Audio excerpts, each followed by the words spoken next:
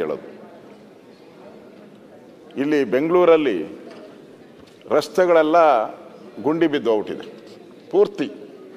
ನನಗೆ ದಾಖಲೆಗಳು ತಂದಿದ್ದೆ, ನಾನು ಯಾವುದು ಪ್ರೊಡ್ಯೂಸ್ ಮಾಡೋಕ್ಕೆ ಹೋಗಿಲ್ಲ. ಸುಮಾರು 5,000 ಕೋಟಿಗೂ ಹೆಚ್ಚು ಟೆಂಡರ್ಗಳು ಕರೆದಿದ್ದಾರೆ. ಎಲ್ಲೋಯ್ತು 5,000 ಕೋಟಿ ಅಂತ ನನಗೆ ಅರ್ಥ ಆಗ್ತಾ ಇಲ್ಲ. ಯಾವ ರಸ್ತೆ, ಒಂದು ರಸ್ತೆ MG ರೋಡಿಂದ ಹಿಡಿದು ಬೆಂಗಳೂರು ಸುತ್ತು ವಿಧಾನಸೌಧ ಮುಂದೆ ಎಲ್ಲ ರಸ್ತೆಗಳು ಹಳ್ಳ ಬಿದ್ದಿದ್ದು. ಈಗ ನಾನು ಹೇಳ್ತಾ ಇಲ್ಲ, BMTC ನಿಮ್ಮ ಡಿಪೋನಲ್ಲಿ ಕೇಳಿದೆ ನಾನು ಏನಪ್ಪ ಅಂತ.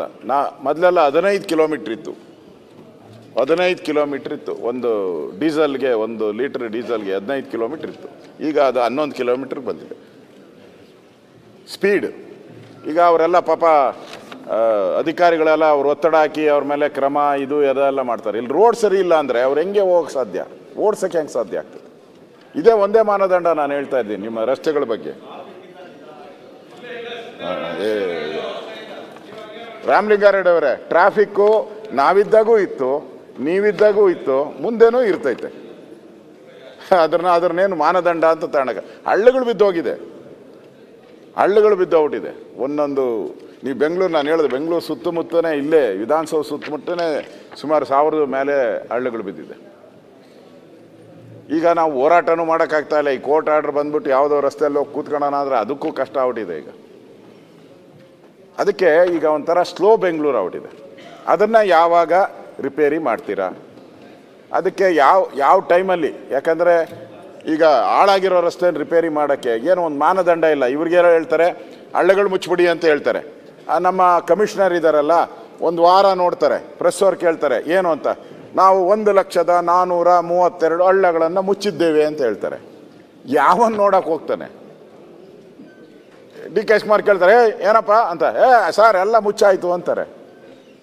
ಆಮೇಲೆ ಇಲ್ಲಿ ಗಲಾಟೆ ಮೀಡಿಯಾದಲ್ಲಿ ಬರ್ತೈತೆ ಅದು ಹಳ್ಳ ಬಿದ್ದಿರೋ ರಸ್ತೆಗಳು ಅಂತ. ಅವ್ರು ಕಮಿಷನರ್ ಕೇಳ್ತಾರೆ ಏನಪ್ಪ ಅಂದೆ, ಸರ್ ನಾವು ಮುಚ್ಚಿದ್ರಿ ಸರ್, ಮಳೆ ಬಂತು ಕಿತ್ತೋಗ್ಬಿಡ್ತು ಅಂತಾರೆ. ಮುಗ್ದೋಯ್ತು ಅವ್ರ ಆನ್ಸರು. ಅಲ್ಲೇ ಟ್ಯಾಪ್ ಹಾಕಂತಾರೆ ಅವರು. ಜನಗಳ ಪಾಡೇನು? ನಿಮ್ಗೆ 5,000 ಕೋಟಿ ನೀವು ಟೆಂಡರ್ ಕರೆದು ರಸ್ತೆಗಳನ್ನು ನೀವು ಸರಿ ಮಾಡ್ತೀನಿ ಅಂತ ಹೇಳಿದ್ದೀರಾ, ಆದರೆ ಇಲ್ಲಿ ರಸ್ತೆಗಳೆಲ್ಲ ಹಾಳಾಗೋಗಿದೆ. ನಾನು ಬೆಂಗಳೂರು ಪರವಾಗೂ ಮಾತಾಡೋಕ್ಕಾಗಲ್ಲ. ಇಡೀ ರಾಜ್ಯದ ರಸ್ತೆಗಳು ಹಂಗೆ ಆಗಿದೆ. ಇಡೀ ರಾಜ್ಯದ ರಸ್ತೆಗಳು ಅದೇ ಸ್ಥಿತಿ. ಬೆಂಗಳೂರು ರಸ್ತೆಗಳಂತನೂ ಕೂಡ ನೀವು ಒಂದು ರೀತಿ ಶಾಪ ಆಗ್ತಾ ಇದೆ. ಅದನ್ನು ಯಾವಾಗ ಮಾಡ್ತೀರಾ? ಏನು ಮಾನದಂಡ ಇದೆ ಅದನ್ನು ನೋಡಿ. ಫಸ್ಟು ನೀವು ಟನಲ್ ಮಾಡಿ, ನಾನೇನು ವಿರೋಧ ಮಾಡೋಕ್ಕೆ ಹೋಗಲ್ಲ. ಟನಲ್ ಮಾಡಿ ಬೇಕಾದರೆ ಆಕಾಶದಲ್ಲೂ ಮಾಡಿ, ಮತ್ತು ಪಾತಾಳದಲ್ಲೂ ಮಾಡಿ. ಹಿಂದೆ ದೇವಲೋಕ ಅಂತ ಒಂದಿತ್ತು, ದೇವಲೋಕ ಬೇರೆ, ಆಮೇಲೆ ಪಾತಾಳ ಲೋಕ. ಪಾತಾಳದಲ್ಲೆಲ್ಲ ಈ ರಾಕ್ಷಸರು, ನಾಗ ಇವೇನೇನೋ ಇದ್ವು. ಇವಾಗ ನೀವು ಅದನ್ನು ಮಾಡಿ. ಪಾತಾಳದಲ್ಲಿ ನಾಗಲೋಕನೂ ಒಂದು ಮಾಡಿ, ಭೂಲೋಕ ಒಂದು ಮಾಡ್ರಿ, ಭೂಲೋಕನ ಸರ್ ಮಾಡ್ಬಿಡಿ ಸಾಕು. ನಂದು ಕರೆಕ್ಟ್. ನಮ್ಮ ಅಧ್ಯಕ್ಷರು ನನ್ನ ಪಕ್ಕದಾಗ ಸಾಕು. ಯಾವ ನೋಡಿಲ್ಲ ನಾವು, ಅದಾವ ಗೊತ್ತಿಲ್ಲ, ನಮ್ಗೆ ಗೊತ್ತಿಲ್ಲ. ಲೋಕ ಒಂದು ಮಾಡೋಣ. ಕರೆಕ್ಟ್. ನಮಗೆ ಅದು ಬೇಡ, ಮೇಲಿನ ಲೋಕನೂ ಬೇಡ, ಪಾತಾಳನೂ ಬೇಡ. ನಮ್ಗೆ ಭೂಲೋಕ ಒಂದು ಸರಿ ಮಾಡಿ ಓಡಾಡಕ್ಕೆ ಒಂದು ಸರಿ ಮಾಡಿಕೊಟ್ಬಿಟ್ರೆ ನಿಮಗೆ ಆ ಪವರ್ಫುಲ್ ಮಿನಿಸ್ಟ್ರನ್ನ ಬ್ರ್ಯಾಂಡ್ ಕರೆಕ್ಟಾಗಿ ಆಗ್ತೈತೆ. ನೀವೇನು ಹೇಳ್ತಾರೆ, ನಾನು ಇರ್ತೀನಿ, ನಾನು ಹೋಗ್ತೀನಿ, ಅದು ಇಂಪಾರ್ಟೆಂಟ್ ಅಲ್ಲ, ನಾನು ಏನು ಮಾಡಿದ್ದೀನಿ ಅದೇ ನಾನು ಸಾಕ್ಷಿ ಅಂತ ಹೇಳ್ತೀರ. ಹಂಗೆ ಬೆಂಗಳೂರಿಗೆ ಒಂದು ಸಾಕ್ಷಿ ಕೊಡಿ. DK ಶಿವಕುಮಾರ್ ಇದ್ದಾಗ ಎಲ್ಲ ರಸ್ತೆಗಳು ಸರಿಯೋದಪ್ಪ ಅಂತ ಹೇಳಿ. ಅದಕ್ಕೆ ನಮ್ಮ ವಿಶ್ವನಾಥ್ ಯಾವಾಗ ಹೇಳ್ತಾರೆ ಫಸ್ಟು ಹಣ ಬಿಡುಗಡೆ ಮಾಡಿ.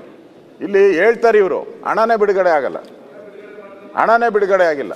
ತಾರತಮ್ಯ ಅಂತ ಹೇಳ್ತಾರೆ. ಮಾಡಲಿ, ನಾವು ತಾರತಮ್ಯ ಅದು ಹೇಳಬೇಕು. ಅವರು ನಾವಿದ್ದಾಗೂ ಹೇಳಿದ್ದೀರಿ, ಅವರಿದ್ದಾಗೂ ಹೇಳಿದ್ದಾರೆ ತಾರತಮ್ಯ. ನಾನು ಅದನ್ನು ಅಂಕಿಅಂಶಕ್ಕೆ ಕೊಡೋಕ್ಕೆ ಹೋಗಲ್ಲ. ಅಂಕಿಅಂಶ ಕೊಡೋಕ್ಕೆ ಹೋಗಲ್ಲ. ನನಗೆ ಇದುವರೆಗೂ ಬಂದಿರೋದು ಕಳೆದ 2 ವರ್ಷದಲ್ಲಿ 25 ಕೋಟಿ ಬಂದಿರೋದು. ನಾನು ಒಬ್ಬೊಬ್ಬ ಕಾಂಗ್ರೆಸ್ಗೆ MLAಗಳು ಕೇಳ್ತೀನಿ. ಇಲ್ಲಿ ನಮ್ಮ ಶಿವಾಜಿನಗರದ MLAನೂ ಇದ್ದಾರೆ, ಕೇಳಿ ಅವ್ರಿಗೆ ಎಷ್ಟು ಹಣ ಕೊಟ್ಟಿದ್ದೀನಿ. ನಮ್ಮ ಬೈರ್ತಿ ಸುರೇಶ್ಗೆ ಎಷ್ಟು ಹಣ ಕೊಟ್ಟಿದ್ದೀನಿ ಕೇಳಿ. ದಿನೇಶ್ ಗುಂಡೂರಾವ್ಗೆ ಕೊಟ್ಟಿದ್ದೀರಿ, ಅದರಲ್ಲಿ 10% ಕೊಟ್ಟಿಲ್ಲ ನಮ್ಮ ದುಡ್ಡು. ಅದಕ್ಕೆ ಬೆಂಗಳೂರಿಗೆ ನೀವು MLAಗಳು ಮಖ ತೋರಿಸ್ಕೊಂಡು ಓಡಾಡೋ ರೀತಿ ಮಾಡಿ ಬೆಂಗಳೂರಿಗೆ. ಅದಕ್ಕೆ ಸೋಮವಾರ DK ಶಿವಕುಮಾರ್ ಅವ್ರು ಹೇಳಿದ್ದಾರೆ ಬೆಂಗಳೂರಿಗೆ ಹಣ ಬಿಡುಗಡೆ ಮಾಡ್ತೀನಿ ಅಂತ ಹೇಳಿದ್ದಾರೆ. ಕರೆಕ್ಟಾ? ಸೋಮವಾರ ತಾನೇ ಶಿವಕುಮಾರ್ ಅವರೇ? ಅಲ್ಲ,